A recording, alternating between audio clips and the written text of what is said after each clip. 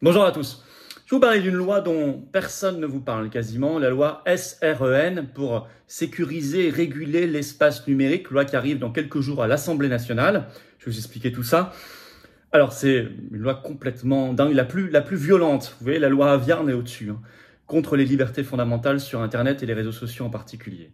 Je vous avais dit lors de l'analyse sur les fin juin, sur les émeutes, on voyait qu'il ciblait beaucoup les réseaux sociaux, je vous dis, il prépare quelque chose, ça n'a pas manqué. Alors c'est en même temps la transposition de beaucoup de textes européens venant de l'Union européenne de censure, mais la Macronie y ajoute une touche tyrannique de plus. Ça prospère parce qu'on n'en parle pas. Alors on en parle, on met les pieds dans le plat. Je vais tout vous expliquer dans cette vidéo. Nous on défend ici à fond la liberté d'expression. Vous le savez, on va aller plus loin. Je lance une pétition nationale ce jour contre cette loi SREN pour sensibiliser notamment les parlementaires, parce que s'ils voient que nous sommes informés, si on signe massivement, si on la relaie massivement cette pétition, alors on gagnera. On l'a déjà gagné contre la loi Avia en 2020, on gagnera. Le lien vers cette pétition nationale à signer et partager dès maintenant est sous la vidéo en description. Je compte sur vous dès maintenant. Je vous attends sur cette chaîne. Vous pouvez vous abonner, vraiment. Vous pouvez vous donner de la force à cette vidéo, faire qu'elle soit mieux référencée et tout ce travail en général en vous abonnant à la chaîne YouTube. Il suffit de cliquer sur s'abonner en dessous, c'est gratuit. C'est un clic. Et c'est extraordinairement efficace pour les algorithmes de YouTube. Vous donnez de la force à tout ce travail. Des gens nous regardent depuis longtemps sur cette chaîne. Bravo à eux. Merci à eux. D'autres viennent de nous découvrir. Bienvenue à tous. Dans tous les cas, ce petit clic pour s'abonner à la chaîne sera extraordinairement efficace, comme mettre un pouce en haut ou un commentaire. Et s'abonner avant tout. Merci à vous de le comprendre. Je vous attends, patriotes. Voilà, je vous attends. Vous avez bien noté. Le samedi 7 octobre, après-midi, 14h, rendez-vous Paris, grande manif pour le Frexit et la sortie de l'OTAN, pour la libération, voilà, contre l'oligarchie. Soyez nombreux, je vous donnerai les précisions très bientôt. Et en attendant, je vous attends, aux patriotes. J'ai besoin de vous dès maintenant. Nous sommes largement, très largement, le plus grand mouvement souverainiste et de défense des libertés de France. Je vous parle de cette loi SREN, personne d'autre quasiment ne vous en parle. Nous, on est là, on est dans les combats concrets tous les jours, mais j'ai besoin de vous. J'ai besoin de vous dans ce combat anti-oligarchique. J'ai besoin de vous pour nos belles valeurs de liberté, de souveraineté et de paix. J'ai besoin de vous pour nous et nos enfants. J'ai besoin de vous par respect pour ceux qui sont tombés avant nous pour la France et la France libre. La liberté et l'humanité. Voilà.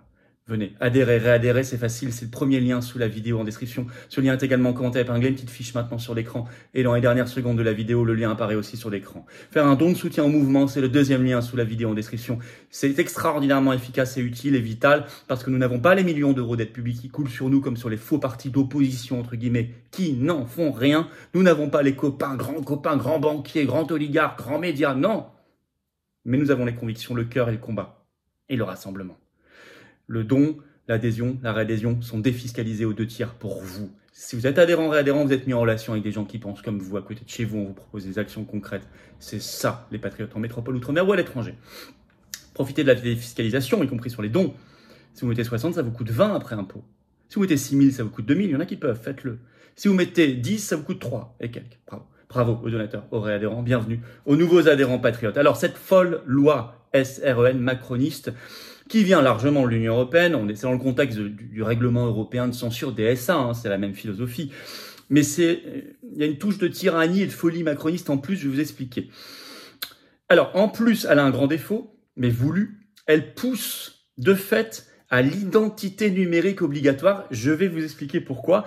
Elle met en danger les lanceurs d'alerte. J'appelle à la mobilisation générale. On voit ça nulle part ailleurs, dans les pays dits démocratiques, entre guillemets. Aucune loi équivalente. Ça n'existe pas. La pétition nationale a signé relayée d'urgence. Elle est en lien sous la vidéo en description. Alors, d'abord une loi dingue et liberticide. Donc SREN, donc visant à sécuriser SREN et à réguler l'espace numérique. C'est ça son nom officiel. Même Combini sort un article ce 14 septembre, parmi les très rares articles, parce qu'ils veulent pas qu'il y ait de débat pour l'instant en France là-dessus. Le titre de cet article, écoutez bien, « Il faut qu'on parle du projet de loi SREN qui pourrait détruire les libertés fondamentales d'Internet. » Je cite ce qui est écrit dans l'article. « En toute discrétion, le gouvernement veut réguler les espaces numériques en usant de méthodes jugées autoritaires par des observateurs. » Cette loi, ce projet de loi pour l'instant, a déjà été voté par le Sénat en juillet dernier, en catimini. Il arrive à l'Assemblée nationale en discussion ce 19 septembre, d'abord en commission, avant d'être en plénière. On a un peu de temps, on va travailler. On travaille, on mobilise. C'est pour ça que j'alerte dès maintenant. Alors, Combini écrit, c'est largement, je cite, l'adaptation d'une série de règlements européens, mais ça va plus loin. Donc vous voyez, ce combat pour la liberté, la souveraineté, le Frexit, il est vraiment lié. On en a une preuve supplémentaire ici.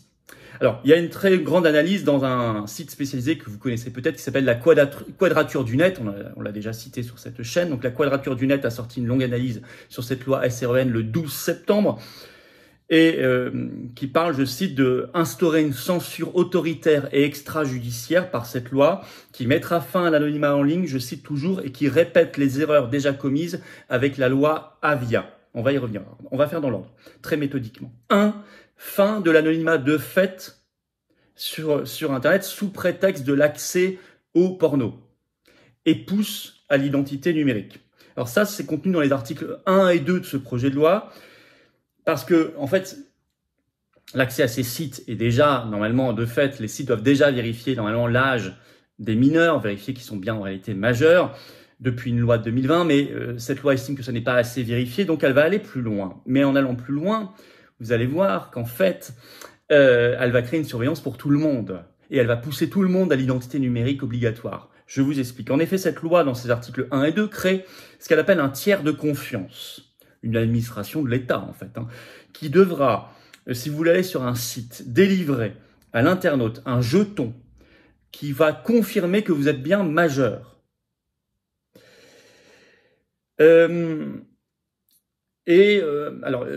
L'article de la Quadrature du Net cible deux problèmes. 1, on vous dit ce tiers de confiance ne saura pas à quoi sert ce jeton. On sait tout en ligne. Donc on pourra vous pister.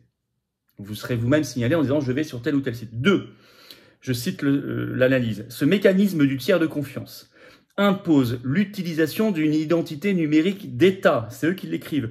Aujourd'hui théoriquement facultative, qui deviendra encore plus obligatoire de fait. Bah oui, comment vous allez prouver votre majorité, votre identité? Par une identité numérique. Et ça tombe bien, l'Union européenne est en train de la préparer. Vous voyez comme tout est bien ficelé. Alors aujourd'hui, on vous dit c'est sur le porno, mais attention, demain, on dira il y a tel ou tel site, il faut vérifier aussi l'âge ou l'identité. Et à partir de là, vous rentrez dans un fonctionnement d'Internet qui est intégralement différent. 2, on passe d'une censure judiciaire à une censure administrative, extrajudiciaire, donc le règne total de l'arbitraire, la fin de l'état de droit. Je cite l'analyse. Le projet de loi SREN passe d'une censure judiciaire des sites ne vérifiant pas l'âge de leurs intervenants à une censure administrative qui se fera par l'ARCOM, vous savez, qui est issue de la fusion entre le CSA et Adopi.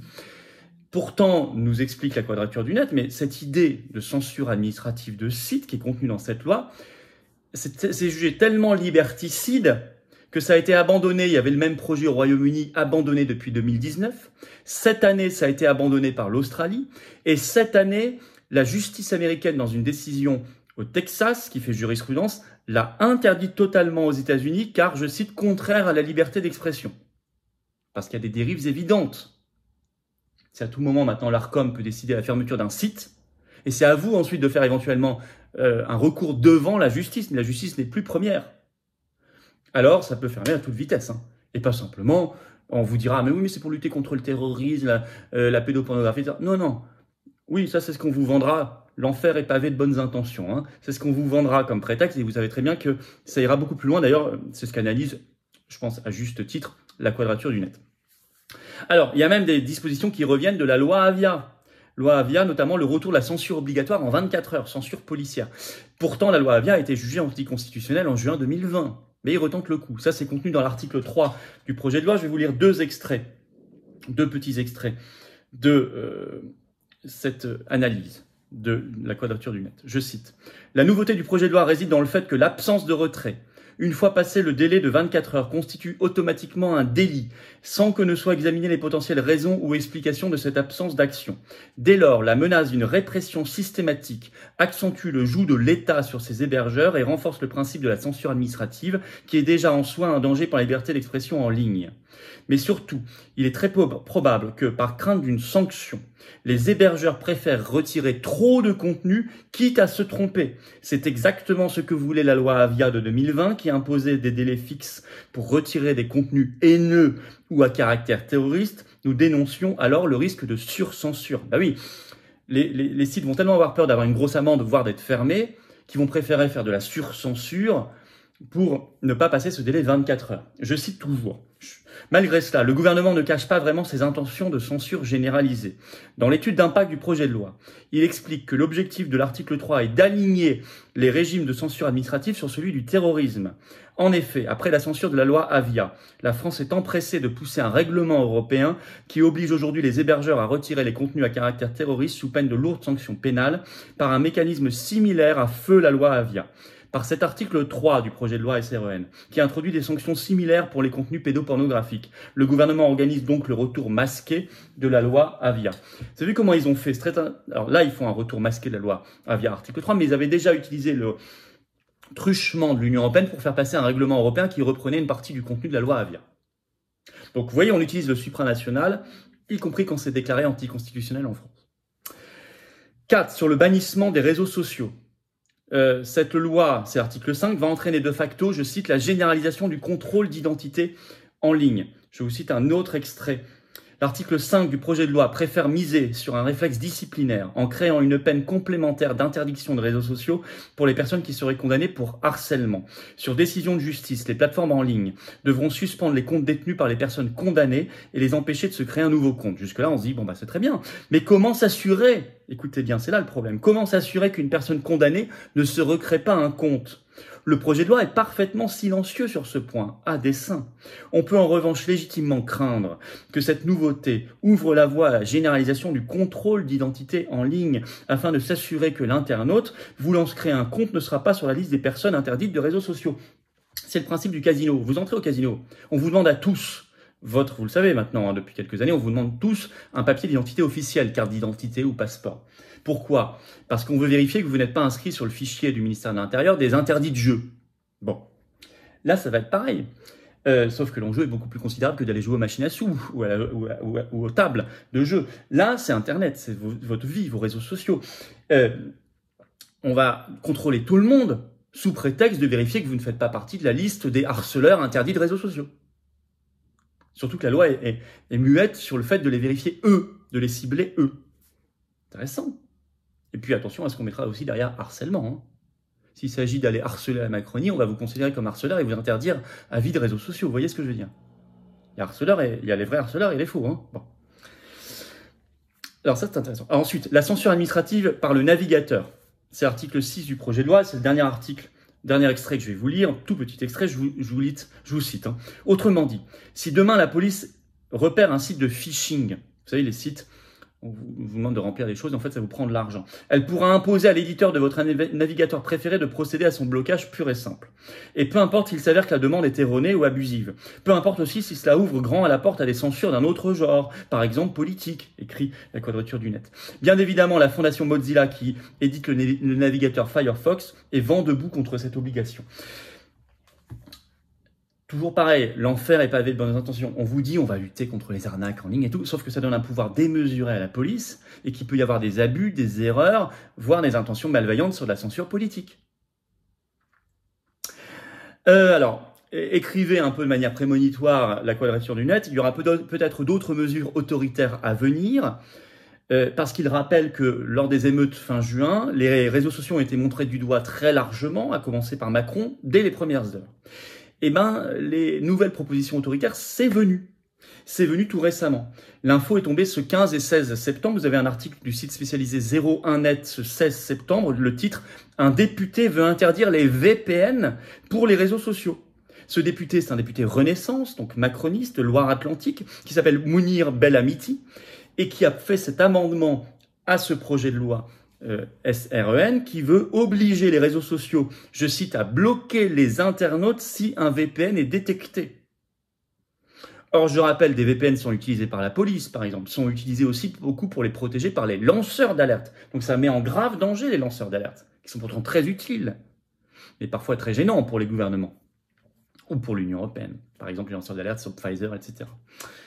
L'Informé, un autre site spécialisé, le 15 septembre, avait écrit qu'il y avait une autre proposition qui s'était ajoutée dans cette loi venant d'un député macroniste, la création d'un permis cyber. Une sorte de permis de conduire pour avoir le droit d'aller sur les réseaux sociaux, peut-être avec des points, des amendes, des retraits de permis, temporaires, définitifs, etc. Pourquoi pas des peines de prison? Bon. Donc on voit bien que c'est le concours Lépine, comme ils disent, de la folie liberticide est lancé. Alors en conclusion, c'est une folie cette loi. Je vous incite à signer et relayer la pétition nationale qui est en lien sous la vidéo en description dès maintenant. Nous on se mobilise. Pour l'instant on est un peu seul. Il va falloir que ça se mobilise partout. Et il faut qu'on aille vite. Alors ça vient, je vous l'ai dit, de la tyrannie macroniste. N'oubliez pas aussi que là-dedans, il y a beaucoup de transpositions de textes de l'Union européenne. Le Frexit, c'est aussi la liberté. Et pas que la liberté de la France, c'est la liberté aussi, notre liberté d'expression. Ça met évidemment en danger notre vie privée. Ça pousse à l'identité numérique obligatoire. Ça met en danger les lanceurs d'alerte. Ça crée des risques de censure idéologique et politique, notamment. Il faut signer la pétition nationale, je vous l'ai dit, il faut déjà faire savoir. Les gens ne sont pas au courant de cette loi SREN. L'opposition avec 10 000 guillemets ne fait absolument pas le boulot. Nous, on le fait dans la résistance. Partagez cette vidéo. Abonnez-vous si vous voulez bien à cette chaîne YouTube. Vous cliquez sur s'abonner en dessous, c'est gratuit. C'est juste un clic. Profitez-en pour appuyer sur la petite cloche à côté. Vous serez informé dès qu'il y a une nouvelle vidéo ou un nouveau direct sur la chaîne automatiquement comme ça. Mais en vous abonnant, vous donnez de la force à un meilleur référencement, une meilleure viralité de cette vidéo et des autres. Grand merci à vous. 7 octobre. Après-midi 14h, rendez-vous Paris, grande manif nationale, grand cortège pour le Frexit et la sortie de l'OTAN. Donc, pour la prospérité, la sécurité, la paix et nos libertés, concrètement. Venez, c'est anti-oligarchique, drapeau français, ça va être extraordinaire, on aura des invités. Organisez-vous dès maintenant, c'est pour ça que je vous préviens. Et moi, le 12 octobre soir, je fais une réunion publique dans le Var, le soir. Et je vous donnerai les informations bientôt. Je vous attends, patriotes. Cette carte orange d'adhérents ou de réadhérents, patriotes, vous attend. C'est un permis de liberté, ça. Ça, c'est l'anti-loi SREN, l'anti-Union européenne, l'anti-oligarchie. C'est la liberté, c'est la paix, c'est la souveraineté, c'est la dignité, c'est l'humanité vraiment humaine, c'est la France libre, éternelle, belle, rebelle, qu'on aime. C'est pour nous et nos enfants et nos petits-enfants. C'est magnifique. Je vous attends, dès maintenant. Pas demain, pas après-demain. L'oligarchie, vous croyez qu'elle attend demain, après-demain, ou 2024, ou je ne sais quand? C'est maintenant qu'elle nous attaque. C'est donc maintenant qu'on doit venir. Adhérer, réadhérer. C'est le premier lien sous la vidéo en description. Je vous attends, vous serez bien accueillis. J'ai besoin de vous. Vous pouvez également adhérer par un lien qui est en commentaire épinglé. Dans quelques secondes, le lien apparaît aussi sur l'écran. Choisissez. Faire un don de soutien au mouvement, c'est le deuxième lien sous la vidéo en description. Vital, ça veut dire plus d'affiches, plus de tracts tous les jours, meilleures européennes, la grosse liste de rassemblements pour le Frexit, la libération en juin prochain. Ça veut dire plus de manifs, plus d'actions coup de poing, tout. Sinon, on peut pas. On n'a pas les millions d'euros d'aide publique, nous. On n'a pas tout ça. Par contre, on a la force du cœur et des convictions. Et du combat concret. Et du rassemblement. Adhérer, faire un don, c'est défiscaliser aux 2/3. Pour vous, vous mettez 100, ça vous coûte 30, vous mettez 300, ça vous coûte 100, etc. Vous les avez compris. Bravo aux donateurs, aux réadhérents, bienvenue aux nouveaux adhérents patriotes. Vive la France!